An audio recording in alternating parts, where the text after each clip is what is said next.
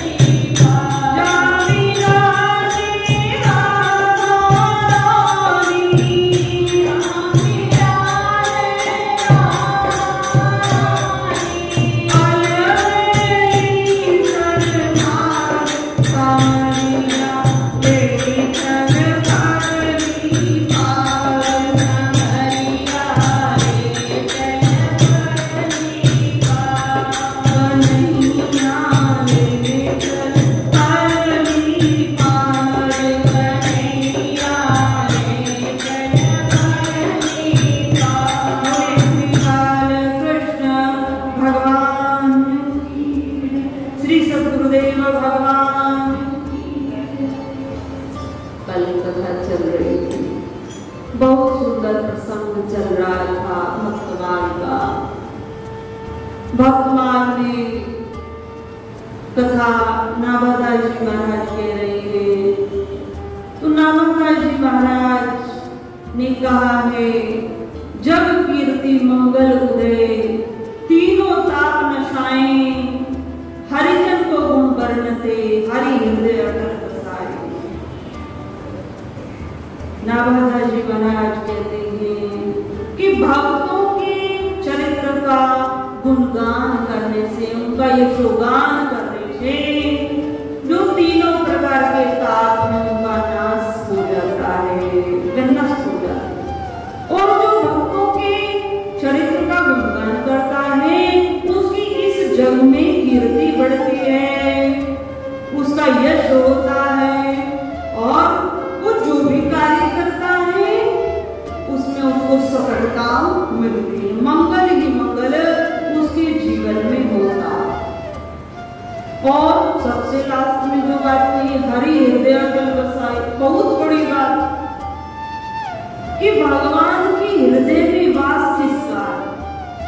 हम पूछ रहे हैं आप सबसे, किसका वास है? भगवान के हृदय में एक किसका वास है? भगवान के हृदय में भगवान के परम भक्तों का वास है।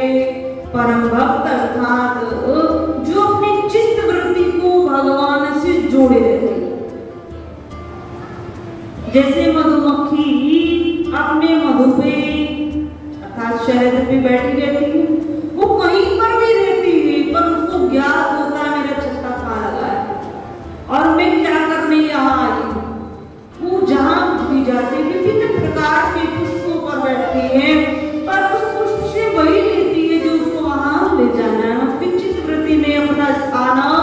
ज्ञात होता है। तो इस प्रकार भगवान के हृदय में भगवान के परम भक्तों का निवास होता है। तीनों ताप कल बहुत सुंदर चर्चा चल रही थी, समय का अधिकरण था, पूरी नहीं कर पाए। तीनों तापों में पहला ताप भौतिक ताप, भौतिक अर्थात जो हम सब ग्रस्त आश्रम में जो रहते हैं, अन्य हैं, उनको इस आश्रम को सुचारू रूप से चलाने हेतु, अपने जीवन को यापन करने हेतु जो सुविधाएं चाहिए, जो धन चाहिए, वो उनको अपने आप मिल जाता है। भौतिक सुखों की प्राप्ति होती है। समस्त रिश्तेदार, समस्त अपने अन्य घर के सदस्य सब में प्रेम बना रहता है। इसी को भौतिक सुख कहते हैं। दूसरा दैविक ताप। दैविक ताप क्या है कि जो अपने माता पिता हैं, जो देवी श्रेणी में आते, गुरुजन है देवी श्रेणी में आते, तो उनका जो हमारे ऊपर ऋण है और जो हम इस प्रकृति से ले रहे हैं उसका ऋण है, तो हमें ये ऋणों को देना है, चुकाना। जो भक्तजन भगवान का भजन करते हैं उसका ये ऋण स्वतः चला जाता है, उसको चुकाना नहीं पड़ता, स्वतः चला जाता, स्वतः भौतिक सुखों की प्राप्ति उसे हो जाती है। तीसरा है आध्यात्मिक ताप। आध्यात्मिक ताप में हमारे पाप कर्म रहते हैं। इस पृथ्वी पर वही प्राणी आया जिसके प्रारब्ध में पाप कर्म मनुष्य शरीर में शामिल है, तो उसने प्रत्येक शरीर का एक कर्म विधान बनाया है। उसी प्रकार मनुष्य का भी कर्म विधान बनाया, तो मनुष्य इस पृथ्वी पर आता, अब अपने जीवन को निर्वाह करता, उसमें उसके द्वारा शुभ कर्म कम रहते हैं, या यूं कहें कि इतने पुण्य कर्म उदित नहीं होते, या इतना विवेक जागृत नहीं होता जो मोक्ष पद प्राप्त करता है। जब भगवान ने जबकि उद्देश्य मनुष्य का यही बनाया कि परमानंद की प्राप्ति, दुखों की निवृत्ति, दुखों अर्थात पापों की निवृत्ति और परमानंद सच्चिदानंद की प्राप्ति, यही मनुष्य का उद्देश्य है। इस मानव शरीर को पाने का एकमात्र उद्देश्य ही भगवान को प्राप्त कर देना। तो मानव आया, मोक्ष प्राप्त उसको नहीं हुआ, ऐसे कर्म उसके नहीं रहे, परंतु उसके जीवन में कुछ पाप भी हुआ, कुछ पुण्य भी, दोनों मिक्स। उस मानव को अगला जन्म में मनुष्य का मिला, तो मनुष्य का मिला तो जो पिछले जन्मों में पाप किया, क्योंकि अन्य पशु शरीर में पाप हो नहीं सकता, पाप और पुण्य कर्म केवल मनुष्य शरीर में हो सकता। ये पुण्य और पाप का विधान मनुष्य के लिए, नवीन कर्म करने का अधिकार मनुष्य को प्राप्त है। वो सब भोग शरीर कहे गए, तब मानव लेकर अपने कर्मों को आया। अब इस पृथ्वी पर वही मानव आया है जिसके प्रारब्ध में पाप भी रहे हैं और पुण्य भी रहे हैं। तो जब वो मानव आकर भगवान के भक्तों के चरित्रों को पढ़ता है, उनका यशोगान करता है, भगवान की स्मृति को लगाता है, तो प्रारब्ध के संपूर्ण पाप नष्ट हो जाते हैं। माताओं, आप सबने कार्तिक के महीने की बहुत महत्व सुना होगा। कार्तिक मास, ये कार्तिक मास ऐसा है कि 12 महीने में जो पाप कर्म हो जाते हैं उन सबको नष्ट करने वाला कार्तिक मास। कार्तिक मास में जो प्रातःकालीन सूर्योदय से पहले स्नान करते हैं, वो गंगा स्नान का फल प्राप्त करते हैं नित्य प्रति। तो गंगा हमारे तन को, मन और बुद्धि को पवित्र करते हैं। फिर वे भगवान श्री हरि का पूजन करते हैं, तुलसी जी का पूजन विशेष करते हैं। तो तुलसी जी के मूल में संपूर्ण तीर्थ निवास, संपूर्ण तुलसी के स्पर्श से समस्त प्रकार के मानसिक पाप, समस्त प्रकार के शारीरिक पाप, मानसिक पाप और वाचिक पाप जलकर नष्ट हो जाते।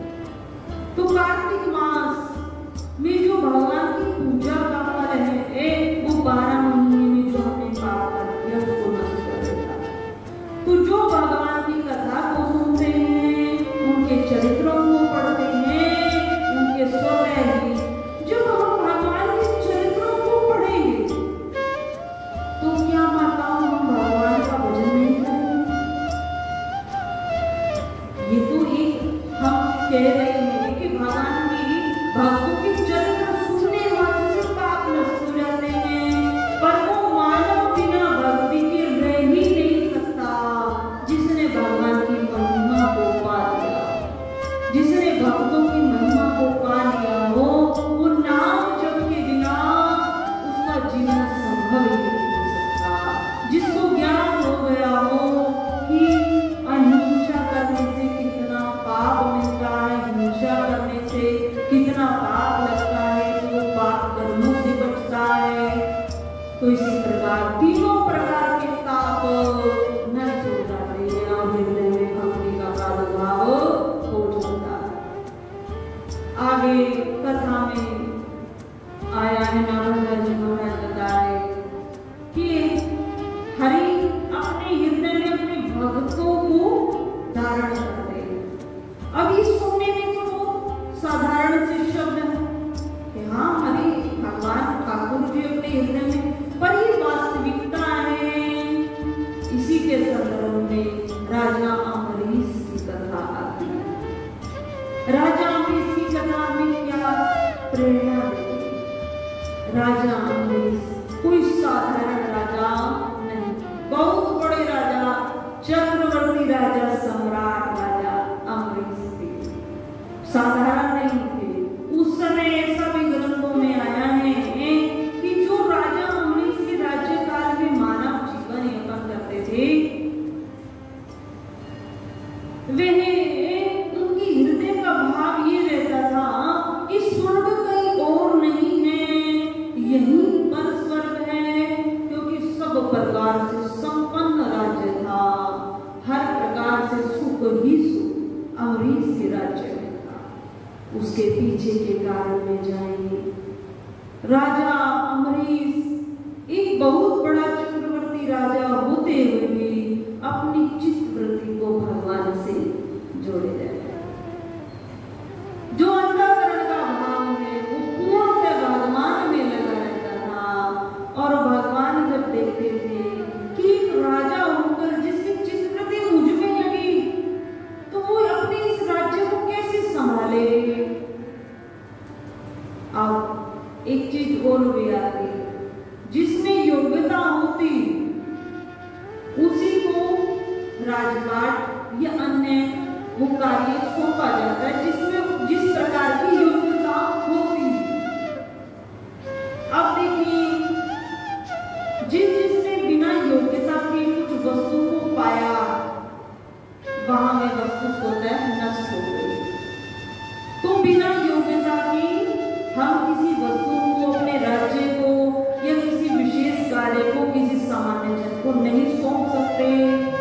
तो जो राजा था भगवान देखते थे कि चित्त वृत्ति उससे जुड़ी और राजा जैसा धर्मात्मा पूरे राज्य में नहीं था। तो भगवान क्या करते थे? भगवान ने अपने सुदर्शन को आज्ञा दी कि तुम राजा अम्बरीश की रक्षा करते रहो।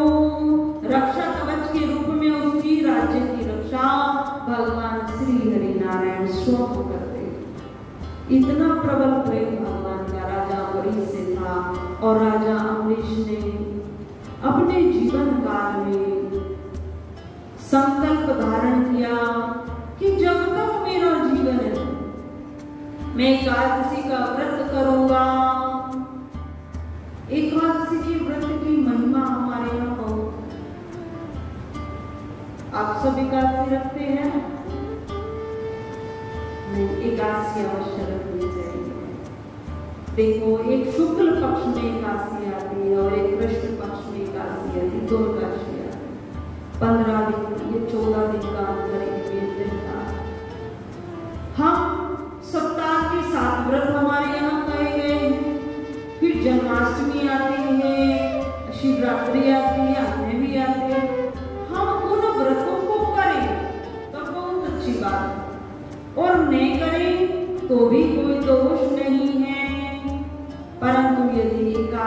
के दिन हम अन्न ग्रहण करते तो हमें दोष है। जो भी धार्मिक वृत्ति के मानव हैं उनको एकादशी के दिन अन्न का त्याग करना चाहिए। और एक चीज और है, पहले व्रतों को रखना बहुत कठिन होता था, बहुत कठिन। आज मानव ने ही अपनी बुद्धि विवेक से ऐसी ऐसी चीजों को बनाया है कि व्रत वाले तो पूरा दिन बहुत अच्छे से रहते, जो व्रत रखते हैं वो बहुत अच्छे से रहते।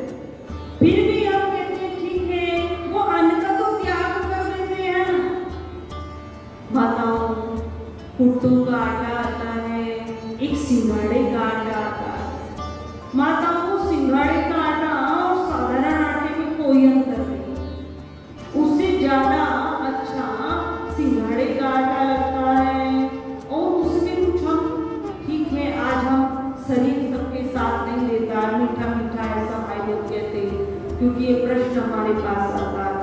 एकादशी रखना चाहते हैं पर ज्यादा दिन पर यदि कुछ मीठा लेंगे तो शरीर साथ नहीं लेगा, तो उसमें वो कुछ सेंधा नमक भी आता है वह डालते हैं, कुछ हरी मिर्च डालते हैं और उसकी चपाती बनाकर दही के साथ पान समथिंग 11 बजे ले लेते हैं और एक शाम में 8 बजे करीब ले लेते हैं। तो भाइयों में कुवर्त हो गया और हम गलत वस्तुओं से भी बच गए और बिना अनाज से भी बच गए।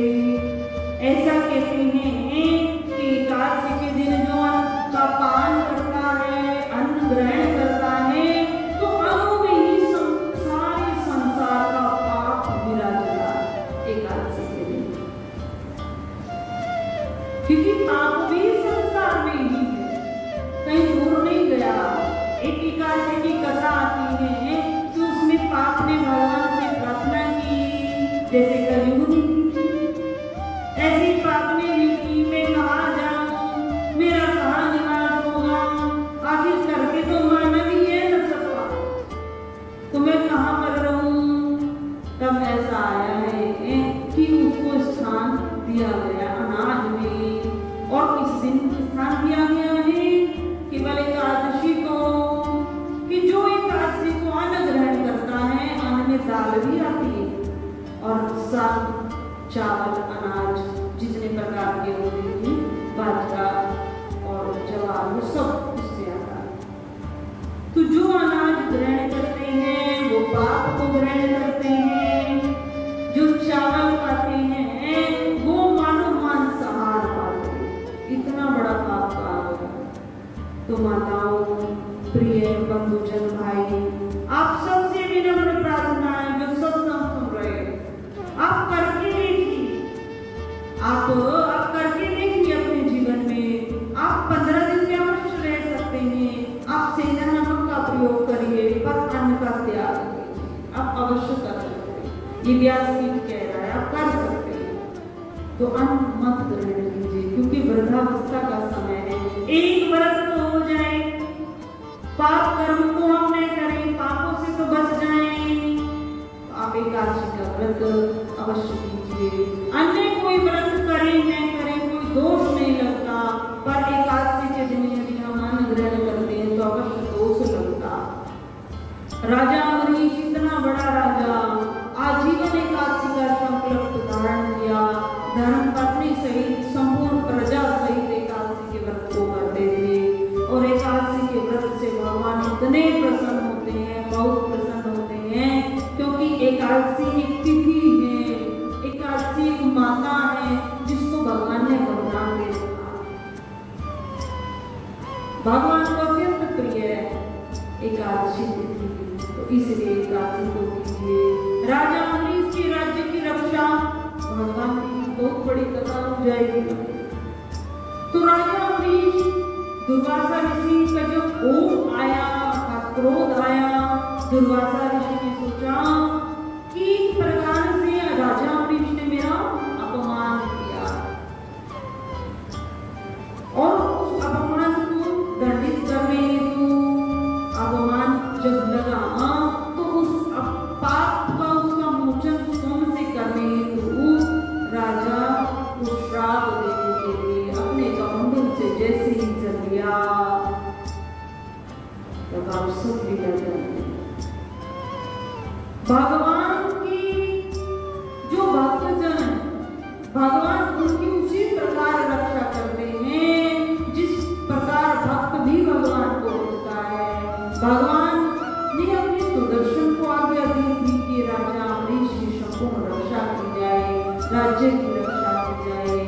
जैसे ही सुदर्शन चक्र भगवान का महाराजा अम्बरीश के राज्य में था, उसको क्या हुआ कि यहाँ कुछ अनहोनी, कुछ दुर्घटना होने वाली है। दुर्वासा ऋषि श्राप देने के लिए तत्पर है और राजा अपनी मुखार बिंद से दुर्वासा ऋषि को कह रहे हैं, अब मेरी बात तो सुन लीजिए। तिरोदशी तिथि लगने वाली है, द्वादशी तिथि समाप्त हो रही है और एकादशी का व्रत यदि द्वादशी तिथि में पूर्ण न हो तो उसका भी दोष लगता है। द्वादशी में उसको खोल लेना चाहिए, उसका पारण कर लेना चाहिए। तो मैंने केवल जल लिया है और एक तुलसी पत्र लिया है, अपनी बात को कहना चाहते हैं, पर दुर्वासा ऋषि उग्र स्वभाव के नहीं सुन पाए, श्राप देने के लिए तत्पर हुए। तो भगवान का सुदर्शन चक्र दुर्वासा ऋषि के पीछे लगा। अब दुर्वासा ऋषि के पीछे लगा और दुर्वासा ऋषि संपूर्ण देवी देवताओं के पास वर्णन कर रहे हैं। सबसे अंत में जब ज्ञात हुआ कि सुदर्शन चक्र पीछे है और भगवान श्री हरि नारायण की आज्ञा से राजा के अम्बरीश राजा के राज्य में था, तब श्री हरि नारायण जी के चरणों में आए, प्रणाम किया और कहा, हे प्रभु, हे नारायण, हे भक्त वत्सल, करुणा करने वाले, दया करने वाले, जीवों का हित करने वाले नारायण, मेरी सुदर्शन चक्र से रक्षा कीजिए। क्योंकि निर्देवों ने यही कहा कि आप श्री हरि विष्णु जी की शरण में जाइए, उनका सुदर्शन चक्र। जैसे ही दुर्वासा ऋषि ने ये प्रार्थना की, भगवान ने मुस्कुराते हुए कहा, अहम भक्तों पराधीनो, मैं तो भक्तों के अधीन रहता।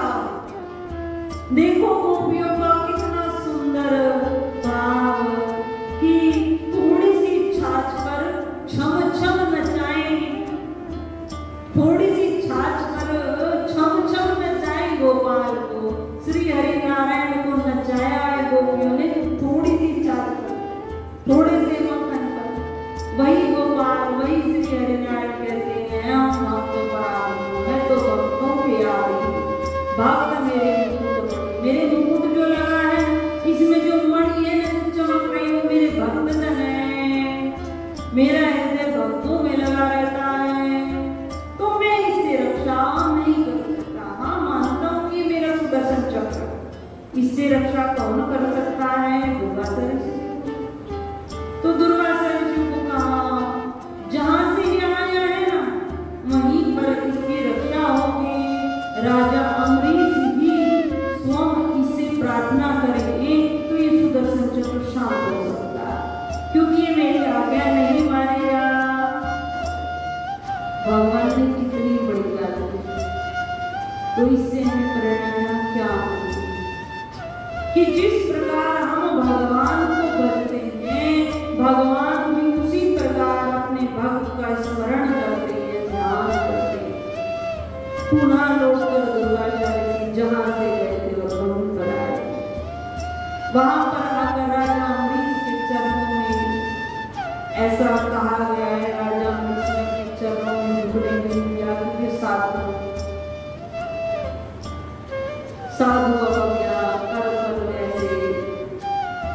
जरा नगर आनंद कर जैसे। भले ही साधु रोज में मेरी बात को नहीं सुना, अपमान साधु करने दुर्वासा ऋषि को बैठाया और दुर्वासा ऋषि ने जैसे ही कहा सुदर्शन चक्र पीछे है, राजा अम्बरीश को आके इससे प्रार्थना करो, स्तुति करो, जिससे ये शांत हो जाए। उस प्रकार राजा अम्बरीश ने सुदर्शन चक्र से प्रार्थना की, विभिन्न प्रकार से स्तुति की और वो शांत किया। सुदर्शन चक्र अपने पुनः कार्य पर चला। इधर राजा अम्बरीश ने अपनी बात को पूर्ण किया कि मैंने आपका कोई अपमान नहीं किया। मैंने तिरोध से तिथि लग रही और द्वार से तिथि समाप्त हो रही थी, केवल पारण करने हेतु पंडित जनों आचार्यों को कहने पर केवल जलगांव पालन किया। मैंने आपका कोई अपमान नहीं किया। इस प्रकार जब कहा तो दुर्वासा ऋषि संतुष्ट हुए और संतुष्ट होकर भोजन पाया और विभिन्न प्रकार से आशीर्वाद देते हुए हरि नाम संकीर्तन करते हुए वहां से प्रस्थान किया। ये तो विभिन्न प्रकार की लीलाएं, दुर्वासा ऋषि का कोप जहां जहां पर हुआ है वहां सब कल्याण ही हुआ है। भक्तों के चरित्र को पढ़ा है, हम सबने सुना है, पढ़ा है, तो उनमें लीलाएं हुई। और लीलाएं कैसे हुई हैं? भक्तों की महिमा को जानने हेतु विभिन्न प्रकार की लीलाएं हुई हैं। तो इस प्रकार भगवान अपने भक्तों के अधीन है और जैसे हम नियम बना लेते हैं उन्हीं नियमों से भगवान हमें प्राप्त करते हैं। यदि हम सरल भक्ति करेंगे तो भगवान भी सरल हो जाएंगे और यदि हम कठोर नियम अपनाएंगे तो भगवान भी कठोर हो जाएंगे। आप सबने माताओं ने बहुत बार कथा सुनी होगी कि माताएं लोग लड्डू गोपाल की सेवा करती हैं।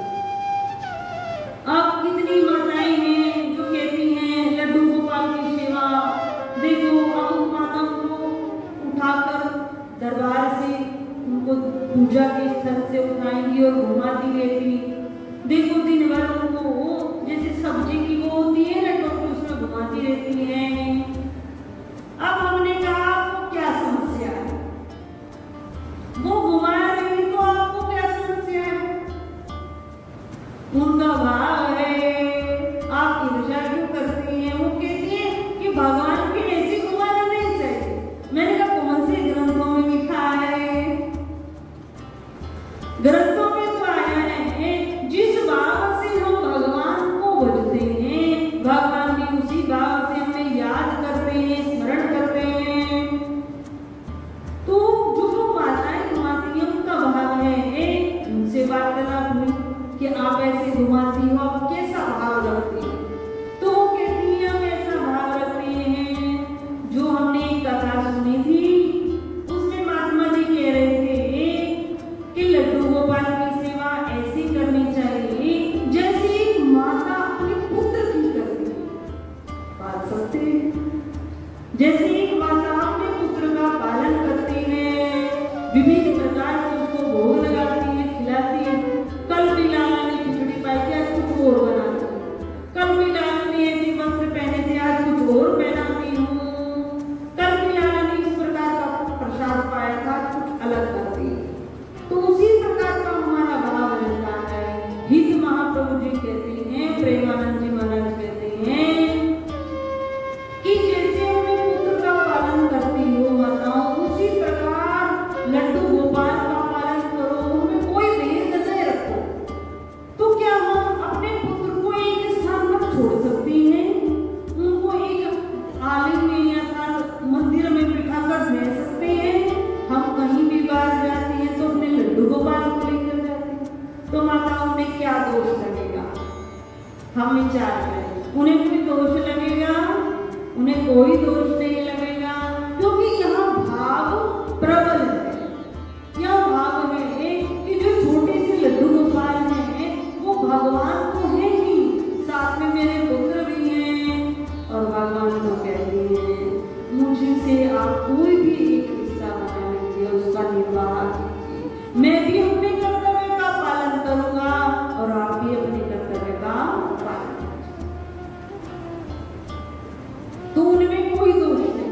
पर कई माताएं उन्हें देख के जो अपने मस्तिष्क का भाव है वह लगाती, तो हम कहते हैं भगवान से सरल नियमों को रखना चाहिए प्रति, क्योंकि वृद्धावस्था में नियम टूटते, इसलिए हरि नाम संकीर्तन करते हुए, हरि कीर्तन करते हुए अपने गोपाल की सब सेवा करें। जिनके यहाँ गोपाल भी नहीं वो माला जप करें,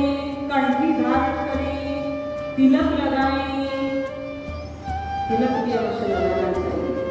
तिलक लगाने से हमारा जो मस्तिष्क है ना, उसमें विवेक शक्ति कहाँ रहती है? ललाट पर रहती है। मस्तिष्क इस शरीर का एक माइंड है, इस शरीर को चलाने का जो कंप्यूटर रहता है वो ऊपर रहता है, मस्तिष्क कहा गया है। तो जो हम चाहते हैं कि पॉजिटिव वाइब्रेशन हमारी ओर आए, अर्थात सकारात्मक शक्तियां हमारी ओर आए, हमारी बुद्धि प्रबल हो, सत्य कर्मों में ही लगे, तो हमें तिलक अवश्य लगाना चाहिए। हाँ, उससे इतना है कि कुछ माताएं चंदन का तिलक लगाती हैं और जिनको ज्यादा बीपी लो रहता है वो रोली का तिलक भी लगा लेती है, क्योंकि चंदन ठंडा माना गया है।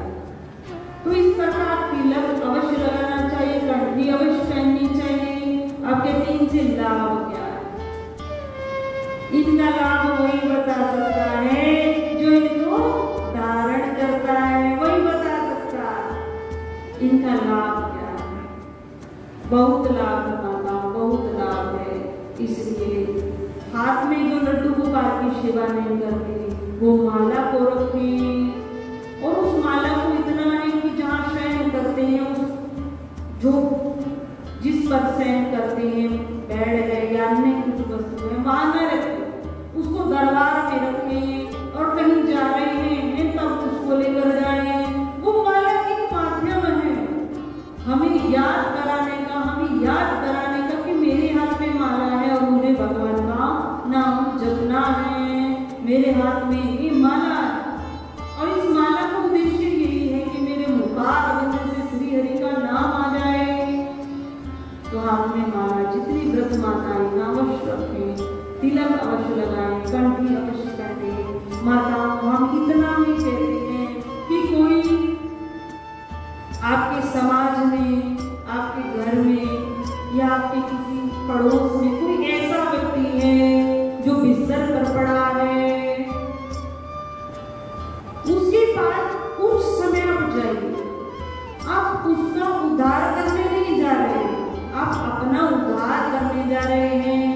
उसके पास अवश्य जाइए और कुछ समय उसके पास बैठिए और उस आत्मा को हरि नाम कीर्तन सुनाइए। उसमें राम नाम की माला हो सकती है, जिस चीज का वह पाठ सुनना चाहे, गीता का अध्याय हो सकता है, हिंदी वाली गीता आती है ना, उसका एक अध्याय हो सकता है। तो अब कहीं इनसे क्या लाभ है? इसका बहुत लाभ है, बहुत लाभ है। और हम किसी अन्य के लिए नहीं कर रहे, हम अपना उद्धार कर रहे हैं। और ऐसे को तुलसी की कंठी अवश्य पहना देंगे। तुलसी की कंठी जिसके गले में होती है, तुलसी दल जिसके मुख में होता है, जिसके मुख में गंगा जल रह जाता है, जब अंत समय आता है तो यमराज वहां नहीं आते, वहां यमराज नहीं आते, वहां गलत शक्तियों का वास नहीं होता, क्योंकि उन्हें पहले ही ज्ञात है यहाँ तुलसी की कंठी बंधी है। वही तुलसी की कंठी बंधी है कि श्री हरि नारायण बिना तुलसी दल के भोजन पान नहीं करते। किसी के भी घर में कितना भी सुंदर व्यंजन बना हो और वो भोग लगाए, भगवान विष्णु जी के जितने अवतार कहे गए उन सभी अवतारों जो भगवान विष्णु के विशेष हो, भगवान शंकर का लगा सकते हैं बिना तुलसी की, तुलसी दल नहीं जाना चाहिए। भगवान शिव के प्रसाद में, हनुमान जी के प्रसाद में भी नहीं जाना चाहिए, और श्री गणेश जी के प्रसाद में भी नहीं डालना चाहिए।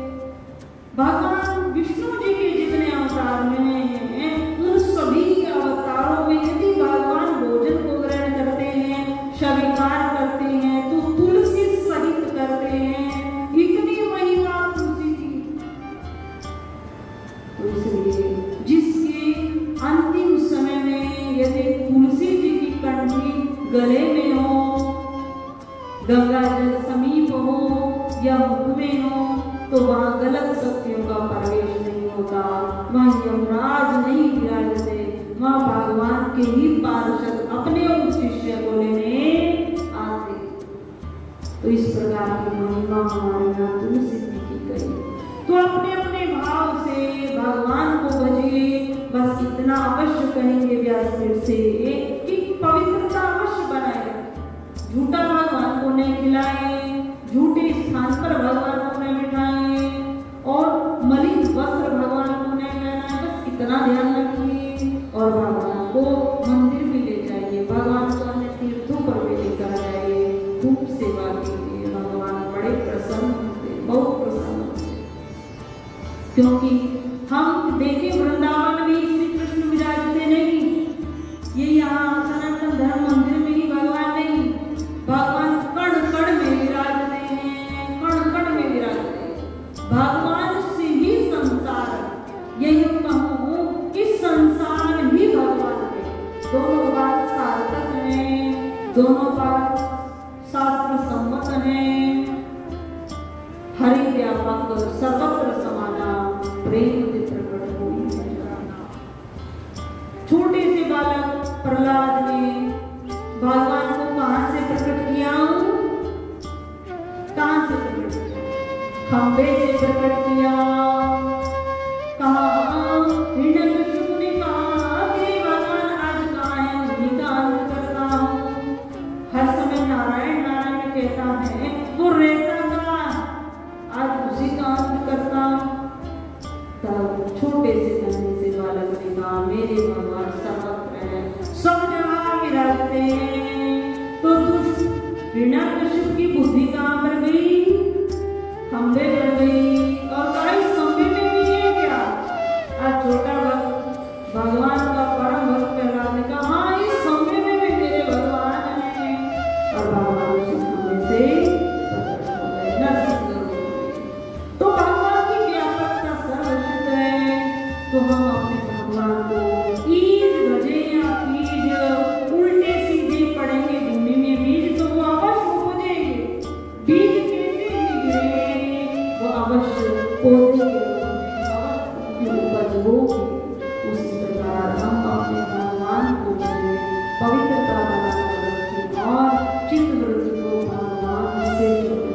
और एकादशी के व्रत का हम नियम करें। बहुत सरल है। आज क्या है? आज शिक्षक दिवस। क्या है? शिक्षक दिवस। तो आप सब जहाँ बैठे हैं और व्यासपीठ से यही आज प्रार्थना, आज एक शिक्षा दी जा रही है। शिक्षा यही है कि एकादशी के व्रत को हम अवश्य करें और अपने तन मन से किसी को कष्ट न दें। जितना हो सके हरिनाम संकीर्तन करें।